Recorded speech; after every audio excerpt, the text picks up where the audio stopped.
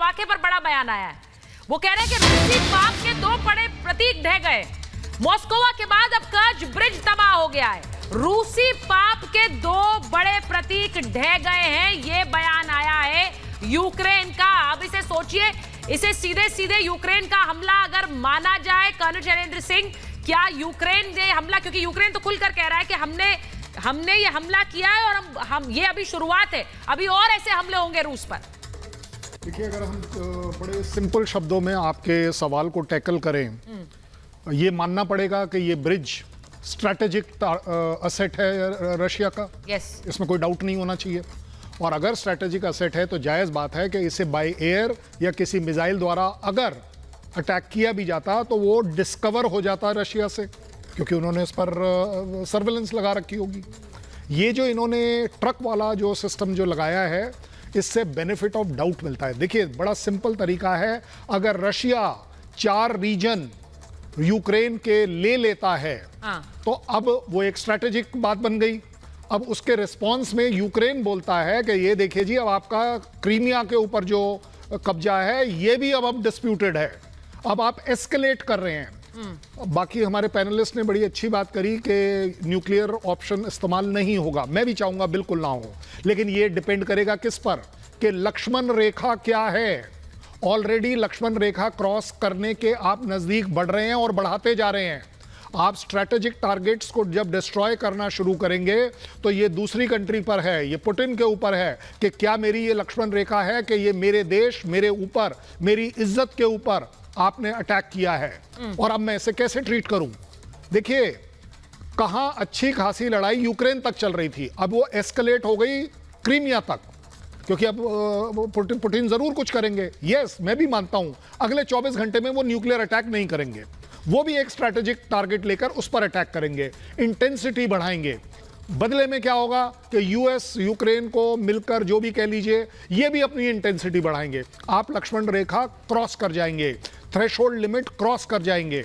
जो क्रॉस कर गया या जिसने दूसरे को ये समझ लिया कि इसने क्रॉस कर दी, वहां से शुरू होता है न्यूक्लियर थ्रेट।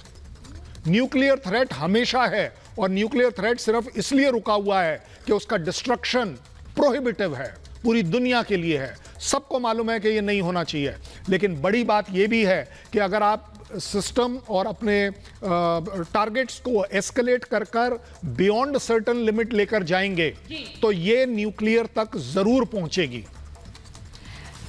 अब मैं आप एक बार बता देती हूं कि जो हमला हुआ है उसके मायने क्या है, ये भी बड़ा महत्वपूर्ण है समझना, क्योंकि जरा अपनी दर्शकों को समझाते हैं कि कैसे क्रीमिया और रूस को जोड़ रही है वो लाइफलाइन, क्रीमिया और रूस को जोड़ने वाला वो लाइफलाइन, और कैसे ये देखिए, यहां पर रूस है और यहां पर क्रीमिया है और इसी को जोड़ता है वो पुल, और यहां पर धमाका हुआ है। अब पुतिन को इसका मतलब यह है कि पुतिन को डायरेक्ट चैलेंज किया है, पुतिन को ये डायरेक्ट चैलेंज है। क्रीमिया पर हमले का सीधा मतलब यह है, जेलेंस्की का संदेश बिल्कुल सामने आ गया कि हम पीछे नहीं हटेंगे, वार कर रहे हैं। रूस के लिए जीत आसान नहीं होगी, ये भी संदेश देने की कोशिश है।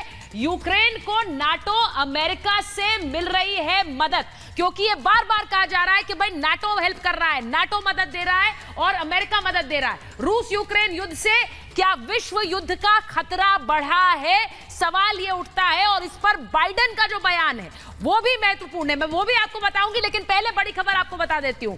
बड़ी खबर ये आ रही है कि जेलेंस्की, यूक्रेन के राष्ट्रपति जेलेंस्की ने सीधे सीधे कहा है कि नाटो पहला वार कर दे।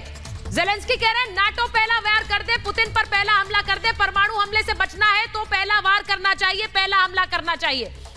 यानी जेलेंस्की को लग रहा है कि परमाणु हमला पुतिन कर सकते हैं, और अब वो सीधे नाटो को कह रहे हैं इस हमले के बाद, खासकर जो कर्ज ब्रिज पर हमला हुआ है उसके बाद जेलेंस्की का बयान आया कि नाटो पहला हमला कर दे पुतिन पर, अभी उन पर अटैक किया जा सकता है, पहला वार कर दे वरना पुतिन बड़ा हमला करेंगे। ये उन्होंने कहा नहीं है, लेकिन इसका मतलब यही है कि नाटो पहला हमला करे वरना पुतिन वार कर देंगे।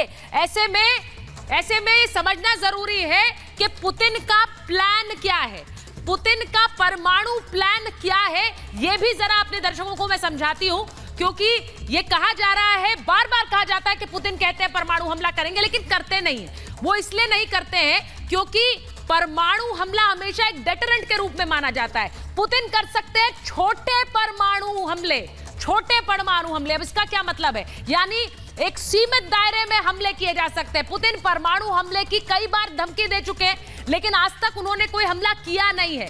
जो पहला परमाणु बम फेंकेगा वो दुनिया के लिए विलेन होगा, ये भी बिल्कुल साफ है, क्योंकि लोग अभी तक भूले नहीं है कि हिरोशिमा नागासाकी में क्या हुआ था। बर्बादी दुनिया को आज भी याद है।